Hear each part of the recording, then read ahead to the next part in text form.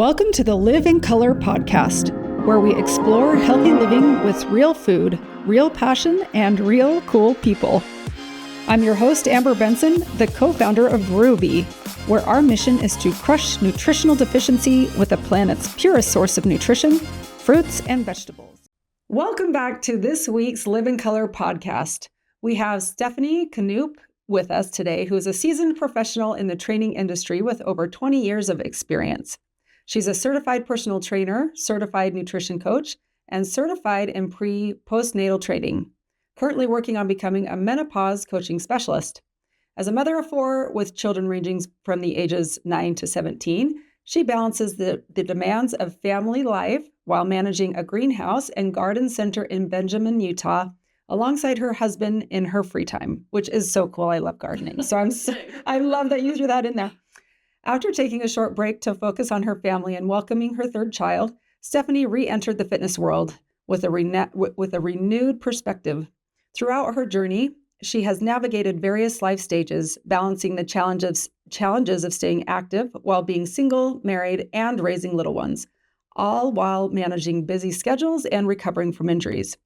In 2017, she achieved her leanest physique, but quickly realized that looking good doesn't always mean feeling good.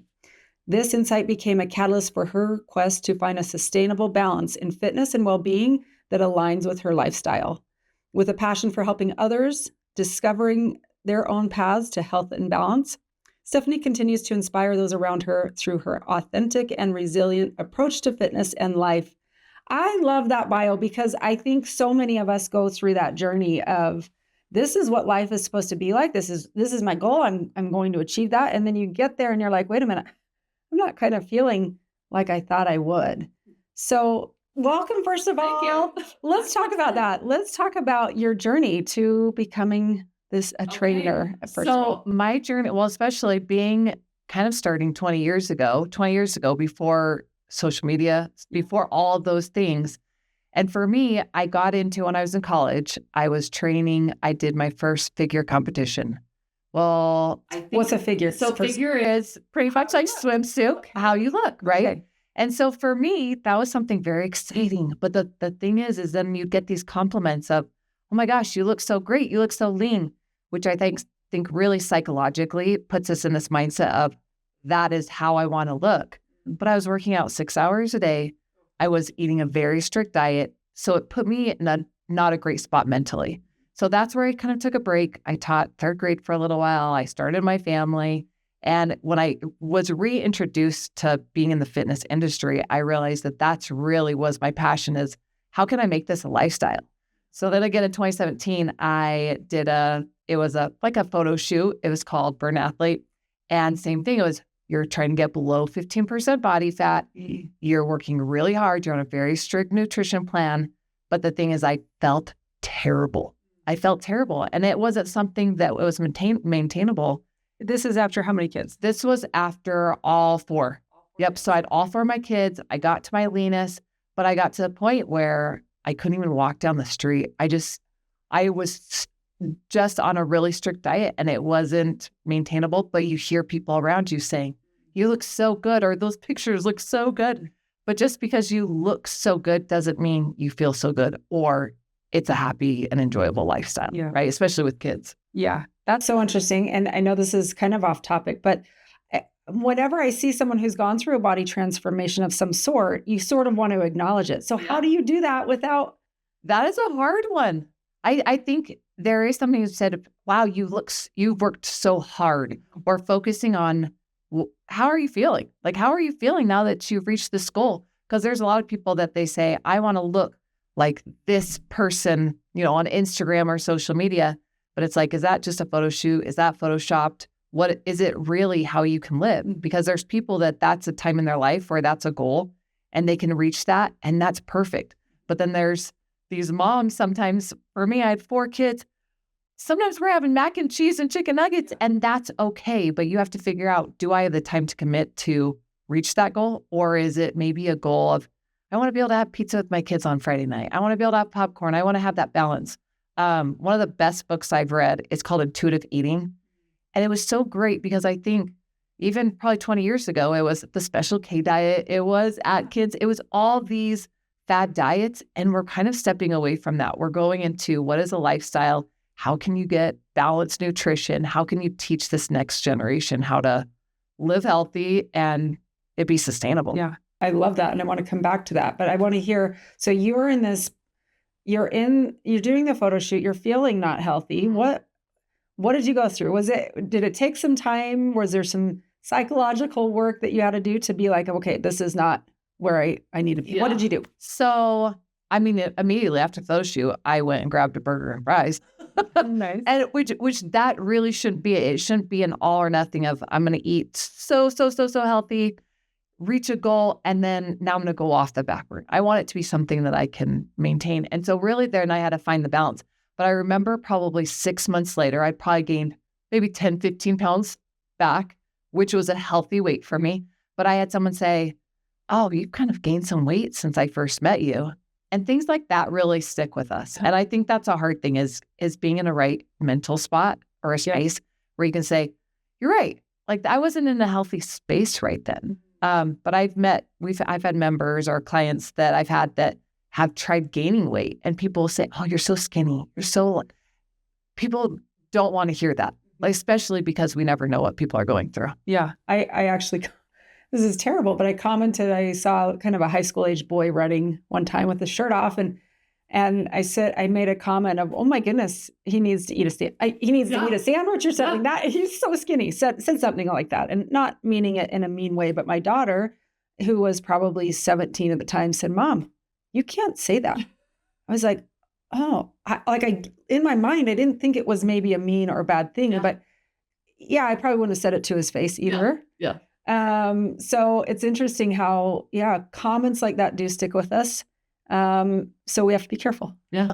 And sometimes you never know, but a lot of clients that I've had in the past, there's usually someone in their life that said something to them that has maybe sparked some sort of, not necessarily, it doesn't have to be an eating disorder, but some sort of, that person just, whatever they said just stays in the back of their mind. Maybe it's, oh, you don't look good in shorts, or, oh, you shouldn't wear that, or, oh, you ate too much, or just whatever it is. It only takes one person that maybe that person means a lot to us to really stick to us, which it's hard. Well, I feel like there's a lot of negative self-talk. So how have you overcome that? It sounds like you've kind of had a little bit of a journey, pulling out for a little bit, coming back in. How have you stayed positive with your own journey, your own maybe body changes through all of that? So I have 3 girls and 1 boy. And I remember we were living in Texas. We were living with my sister at the time. And this was when I was prepping for this photo shoot. And so the scale lived in the kitchen, which is probably an awful place for it to live. And so I would get on it. I would check my body fat almost daily because I was trying to get to this goal. It wasn't until my niece and my daughter got on that started getting on the scale, and they'd start getting on it every day. I'm like, nope, that scale is gone. And so I think that's the first thing is don't weigh yourself. Like put it on the back burner, see how you feel. Because if you get on the scale and you don't like what you see, most of us, it kind of affects our mood.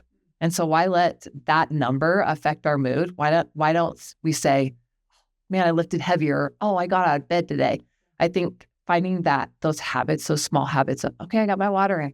I got serving a vegetable and whatever it is, but finding those little habits, I think we so badly want to be it's either all or nothing, but it's not all or nothing. It's, man, I did a little better than I did yesterday. Mm-hmm.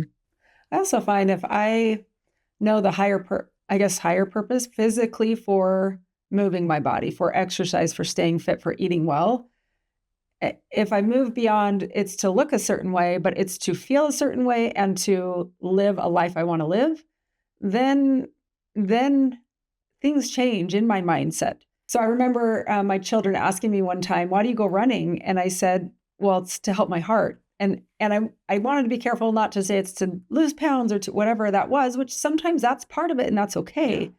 But also it's sort of teaching the kids that there's a higher meaning behind movement and exercise. Absolutely.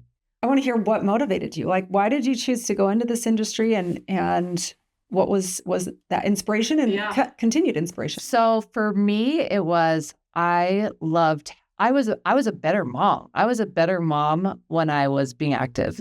I was a better mom when I was doing something for me.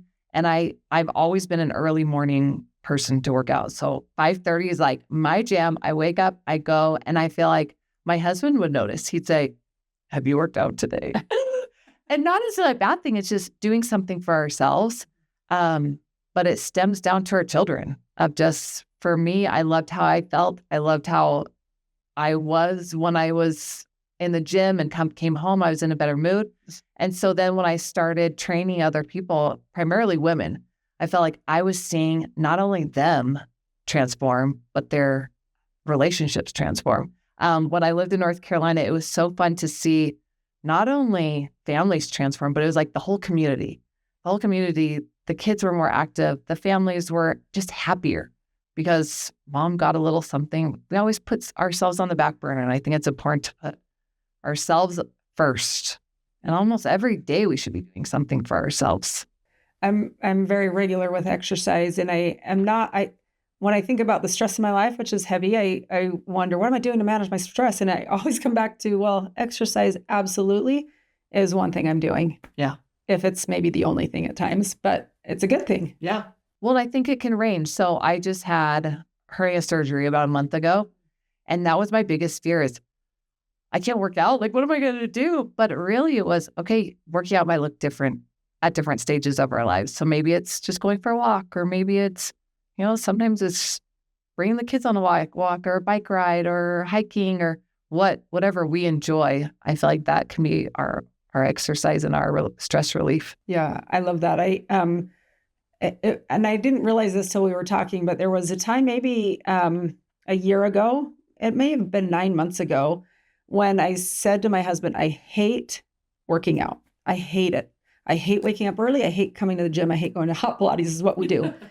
And he's like, really? And I said, yeah, I don't know. I just hate it. And then I recognized through blood work and whatever that my thyroid was not functioning well. And it was really straining for me to keep up with the regimen I was on. Yeah. And now I look at it and I haven't really changed. I mean, I've been addressing my thyroid, but I haven't changed the workout regimen. It's kind of the same thing. And I actually love it now. I love that. Yeah. So maybe something changed in my physical readiness to be able to handle what I was doing. And so, yeah, sometimes exercise is a walk. Yeah. Sometimes it is hot Pilates, which is really hard, but pay attention. Being in the mindset. Well, I think when you start to get into that point where you're asking yourself, I don't like this. Well, then what needs to change? Is it maybe you're lacking nutrition? Maybe you're lacking some sort of nutrients. Maybe it is something, hormones, that you have to just get addressed to see, okay, why? Why do I feel this way? And be our advocates for ourselves. Yeah. Cool. So do you have any transformation stories in your mind of people you've worked with? So I have a few. Actually, I was thinking about this. There was one, she might kill me if I say it, but I'm going to say it was maybe a month and a half ago. She just had a baby and I got a text and she goes, I just kept thinking that you told me I could do hard things. And I just had laughed. I'm like, you know what? Working out prepares us to do hard things, whether it's being a mom, having a baby, whatever it may be. Another one was, I remember one of my clients, she came in and she said, I went hiking. And I can't remember if maybe one of her kids fell, but she had to carry her kid down the mountain. And and her kids aren't like little babies. They're like 4, 5, 6. And I remember her saying, I could not do that. Before I started working out, I could not do that. And I think being able to do things that, I want to be able to lift things up, to keep up with my kids, my grandkids, things like that. I had a client that I worked with. She was in her 70s in Texas. And we'd always say, I want to be Bonnie when I grow up, because she came 5 days a week, every single day. And she just did her thing. And I'm like, she said, the key is don't stop. Like, just keep doing it, even if it's just a little bit every day. I'm like, I want to be in my 70s and doing that. Yeah. And I love that.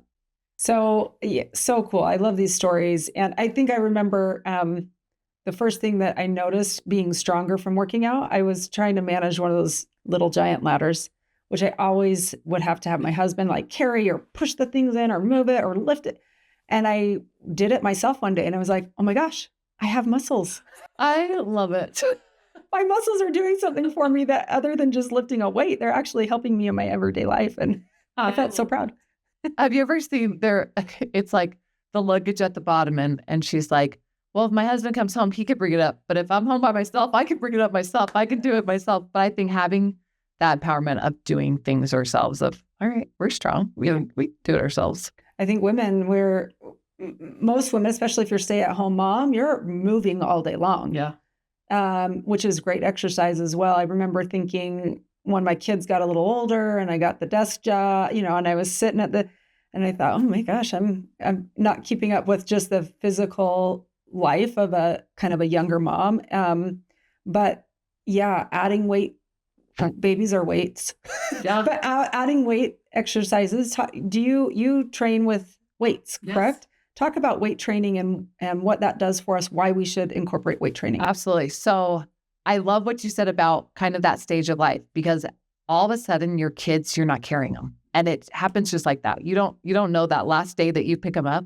But I know for so many people, they think my metabolism's changing, my metabolism's slowing down. It's not necessarily that your metabolism's slowing down. It's that you went from lifting kids or car seats all the time where you're gaining that lean muscle to not doing it. And so because we're not gaining that lean muscle from carrying our kids around all the time, then we have to incorporate more weights.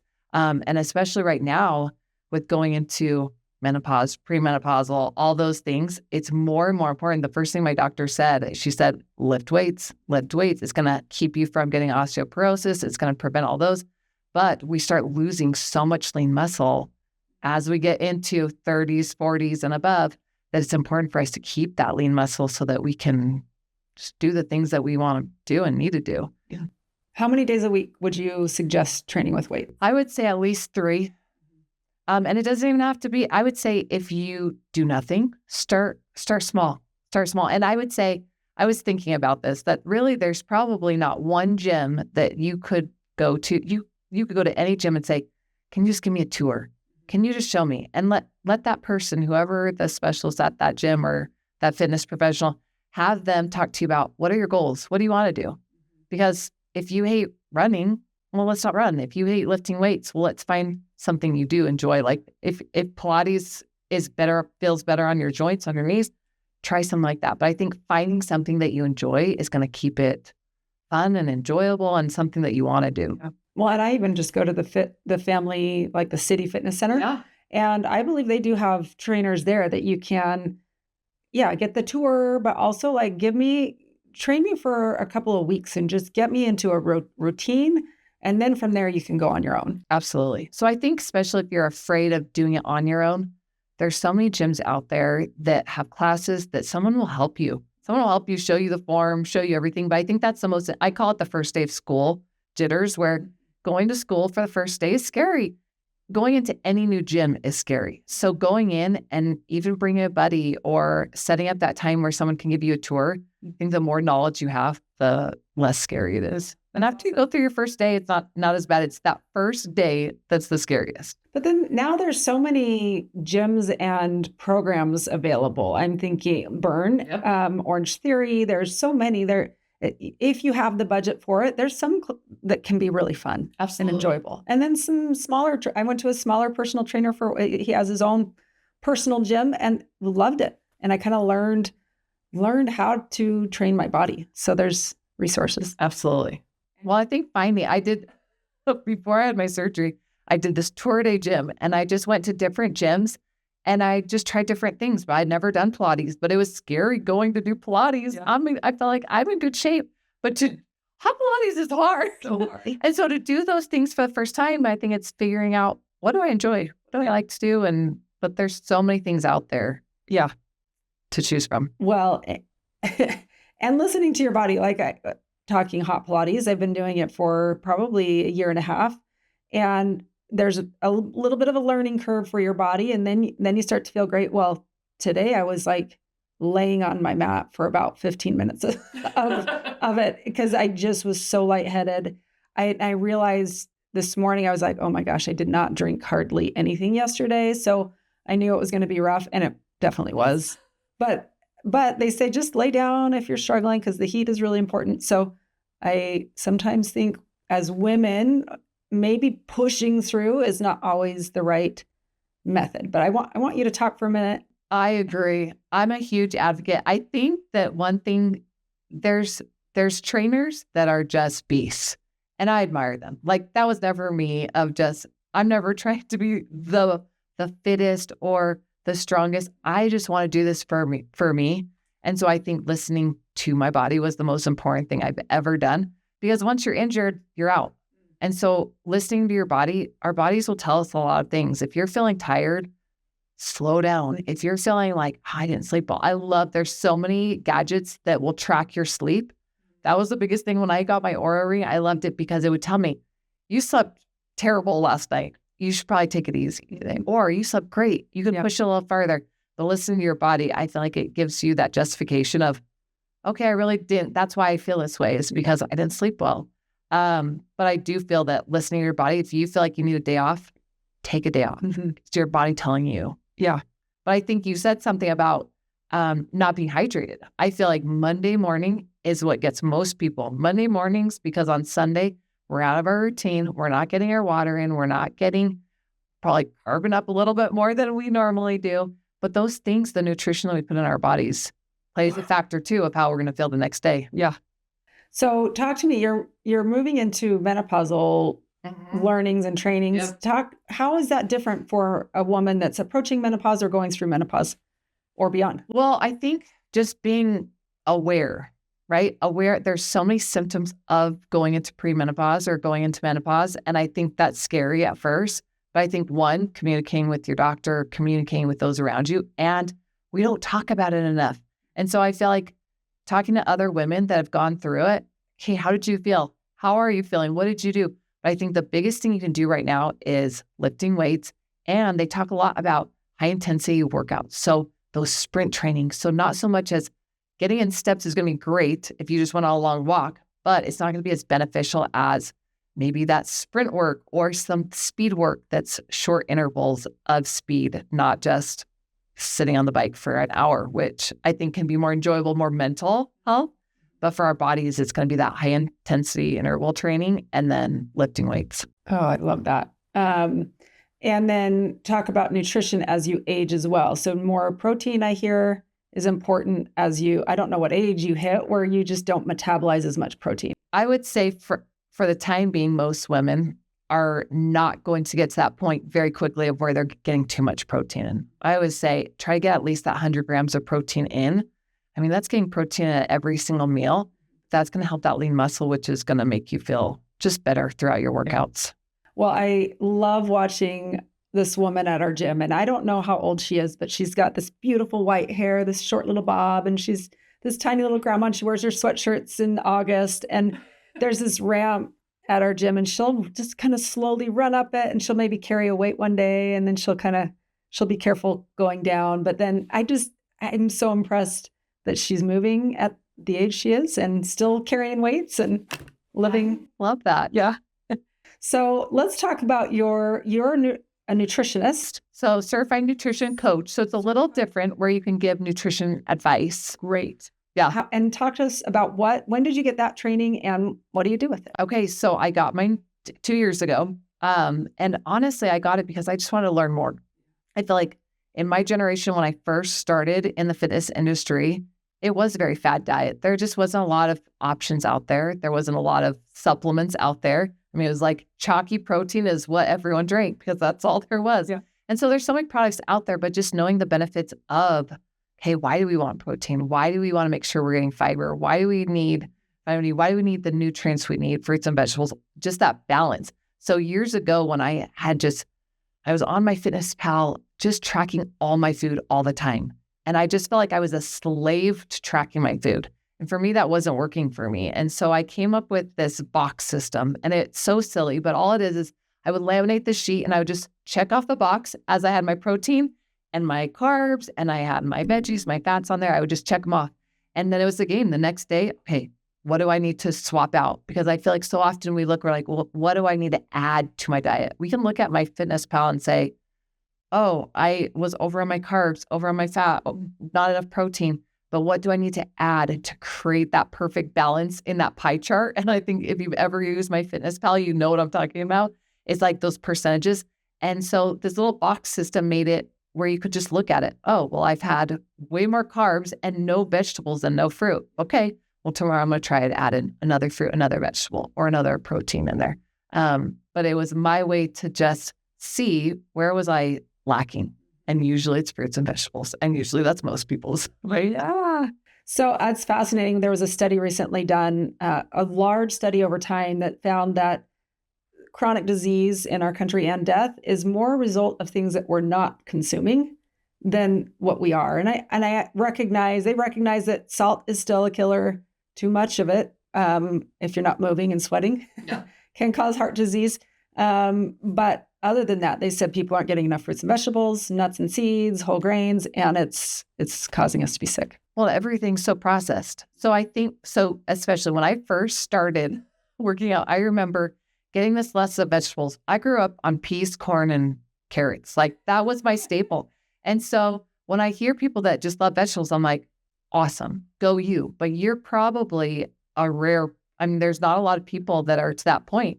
And so finding those little baby steps, I'll buy my kids a veggie tray. If it's out, they'll eat it. I'll eat it. And so introducing those fruits.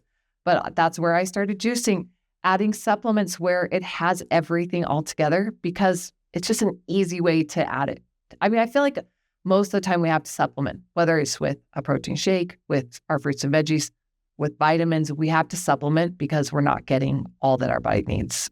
I would imagine people that come to you for training also will ask nutrition advice, or maybe you offer it. Do you find that most people are understanding what they should be eating, that they even know what they should like? There's been times where, and I remember being younger and not knowing too, of when someone says, add more protein. What is protein? Mm-hmm. And so having that list, I think knowledge is power. And so teaching people, okay, most people know what fruits and vegetables are, but adding in what protein is and how much they should be having a day. I feel like if you asked a room of 30 people and said, how many people had a vegetable today? You might get a couple people that raise their hand, but maybe they had one vegetable, not the amount of servings that they really should have, and maybe not a variety. And what do you tell people that it does for them? So honestly, I tell them, I'm like, it's going to give you the energy you need. If you ever feel just sluggish, I just think if you ate a whole piece of pizza or like a whole pizza, how are you going to feel? Probably sluggish. If you eat a whole thing of candy after Halloween, how are you going to feel? Sluggish. So what can you add to your diet that's going to make you feel better? So for years, probably for the last 15, 20 years, I've always eaten an apple before I work out. And it's one of those things that gives you the sugar your body needs, the fiber where you're feeling full, but not so heavy. And it's not super high in calories, but it's going to give me my body what it needs. But honestly, that's the place to start is your fruits and veggies. Yeah. Yeah, I agree. There's just a lack of education. Unfortunately, we go to school for how many years, and how do we not know this? Yeah. How do we not know the basic building blocks of feeling well? Our fruits and vegetables, we learn it.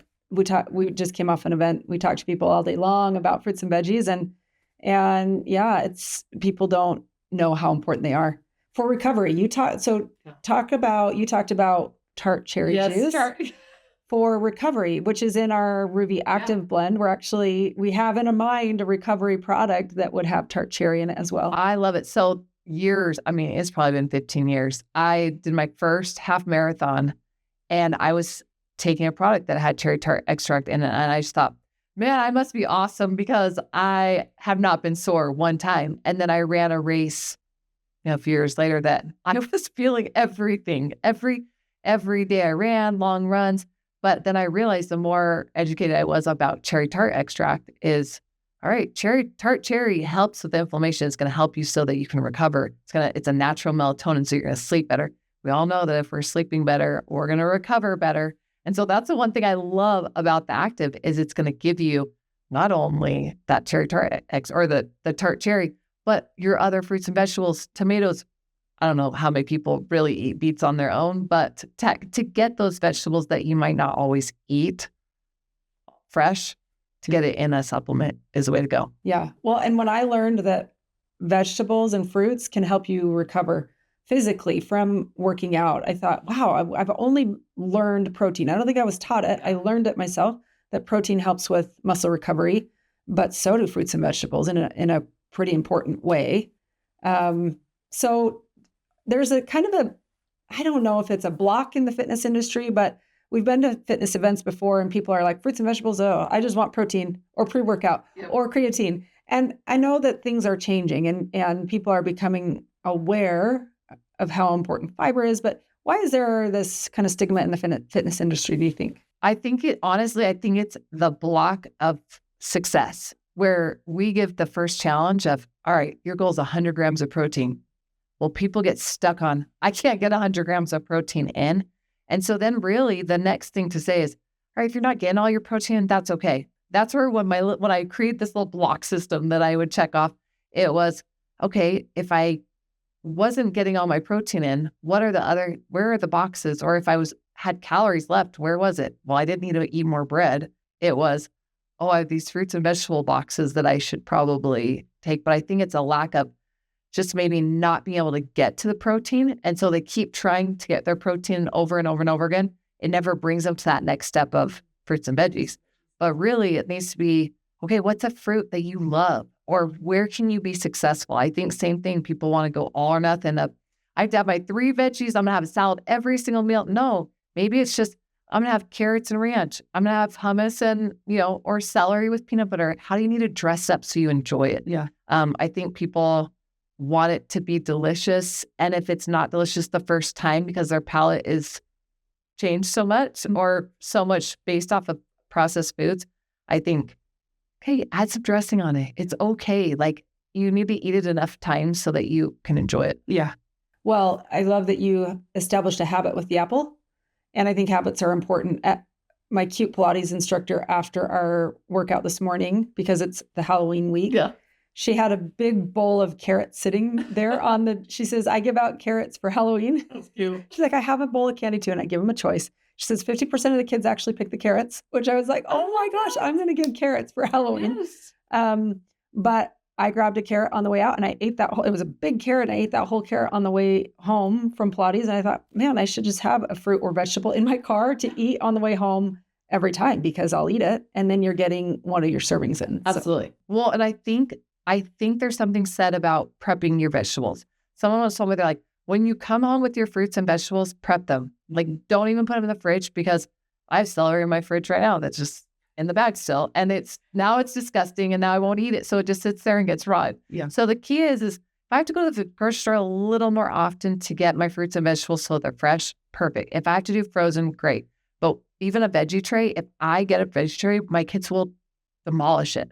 But if I have no veggie tray, then they're not going to go cut the vegetables themselves. Yeah. So I feel like as parents, if we prep things, your kids will eat it. Yeah. We'll eat it. Yeah. If it's on the counter, we'll eat it. Yeah. Well, and I found with Ruby too, my kids, if I say, hey, do you want me to cut you some bell peppers and some, pilot grapes? Would you like that? Or would you like the Ruby? And usually they want Ruby because it's fun and it's tasty. Yeah. Well, it's easy to just drink and it has so many different vegetables that probably your kids are not going to have a butternut squash with their, I don't know. My kids sometimes get freaked out when they see certain foods going into the blender. If I'm blending something up and I'm like, see, if they don't know, then, their palate has changed where they enjoy that flavor. When they eat that vegetable for the first time, they'll not be so shocked if they're used to Ruby. Yeah. Rather than if they've never had it. I love it. So you talked about kids. Talk to me about when do you feel is a good time to introduce kids to the gym?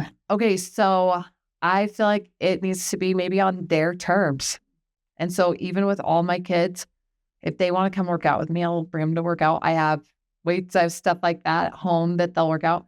But I feel like they're always watching. It's amazing how much kids, whether it's you just eat, I'm not one to force my kids to eat certain vegetables on their plate. If I'm eating it enough, they'll start, hey, what is that? Like they just need to see by example. And so I think same thing with working out. If you're out there running, your kids are going to, hey, let me come with you. Let them come. Well, love our conversation. Is there anything that you still want to share with with our listeners? I know we've had a great conversation about your life and gardening. Just share us one quick thing about the joy that gardening brings to your life. Okay, so a little bit about gardening. My husband, that is his degree, that is passion. He can keep anything alive and he can tell you what's wrong with anything and he can remember everything about plants. I, on the other hand, cannot. Like, I'm the total opposite. And so when we started this gardening center, my big passion with that was, all right, if you don't know how to garden, no question is a silly question. I think it goes the same with nutrition and it goes the same with working out. There's no question that is a silly question. Like, ask it and learn. And it's okay to be a beginner, and it's okay to be a beginner for a long time. That's okay. And so that's with our gardening stuff. There's so many times where I'm like, I'm getting the hang of this. I'm getting better. But I always tell them, like, if you don't know how to garden, it's okay. There's no silly questions. Like, you can ask us and I'll always be the one that I'll go ask him or find out those answers. But it's been therapeutic of just, especially in the winter months, is when we start growing everything and going into the greenhouses where it's warm and everything starts to bloom and it's still gloomy outside. It's fun. Oh, I love it. So so we'll open again. We just closed for the winter and we'll open again in the springtime. That's so dreamy, actually. It sounds like such a different world from what we're all engaged in all the time to have something like that. So I didn't prep you with this, but That's right. Do you have a memory in your mind, one of your earliest food memories? Yes. Well, I am the pickiest eater ever. And so I remember being in college, never having salsa because like things being mixed together scared me. And so as I got older, I remember someone said, you should eat sweet potatoes over regular potatoes. I'm like, I can't do that. And so my solution was I bought sweet potato fries. I baked them, and that is what I ate until my palate had changed to where I could eat a sweet potato by itself. And that seems so silly, but I just grew up on very bland food, hamburger helper. Like, I grew up not in, this world where we try new vegetables and try new fruits or fruits laying out all the time. And so I had to kind of learn that on my own. But I remember that's how I got into eating sweet potatoes. Was I started with sweet potato fries and I would just bake them. And then when I could do a sweet potato, and I feel like you just have to train yourself to like certain foods. But I remember another time I remember seeing on, maybe Pinterest had just come out, and it was the bell pepper with an egg in the middle. So I was like, oh, it'd be so fancy. I cut this bell pepper. I put the egg right in the middle. It was done. And I was like, I don't even like bell peppers. And then I didn't eat it but I thought it was going to be so fancy. So I think I do like bell peppers now, but it was one of those things that sometimes you just have to try new things. But I'm one that I'm like, nope, I love everything at the beginning. Well, and I can say your palate does change, especially if you start to eliminate sugar from or just like wean off of it more and more in your diet, then you start to crave the healthier fruits and vegetables. Yeah. Good. So the last question I love to ask people is, how do you find joy and vibrancy in your life? You definitely are so vibrant, and I want to know your secret. Okay. So years ago, my husband and I probably just got married, and we had just gone through tough things in life, jobs, things like that. And my dad, and I remember there were like 3 things in a row, and my dad kind of joked, like, they come in threes. And he made a comment. He's like, Stephanie, what if you got to heaven and God said, right on the other side of this trial is this huge blessing. But if you quit before, then you're never going to see that blessing. So I have always thought to myself of, all right, all of the beauty is at the bottom, like the valleys. That's where all the animals roam. At the top of the mountain, if you've ever done Mount Temp, there's not a lot up there, lots of rocks, but the beauty's at the bottom. And so as hard as it is sometimes to enjoy our trials, it's just looking in the good. That was such great advice. And I love the mountain and the valley, because a lot of times we think the opposite, go on to the mountains where the beauty is, but at the top, it's all rocks. Yeah. But you get to see the valley too, which is beautiful. So yeah. And I feel like failure. I used to always say too, that God made sure I would fail at certain things so that it would keep me humble. Yeah. And I feel like I just have to embrace that when other people fail, I have gone through many failures in my life that I can relate to, but it's, all right, those failures make us stronger. Yeah. Well, thank you, Stephanie. Tell us, do you have any social handles? Do you want? Yes, Smile, Sweat, Sparkle. You come and follow me on Instagram. You'll see a lot of you'll see the mix of gardening and kids and fitness as well. Love it. Thank you so much. Thanks for having me.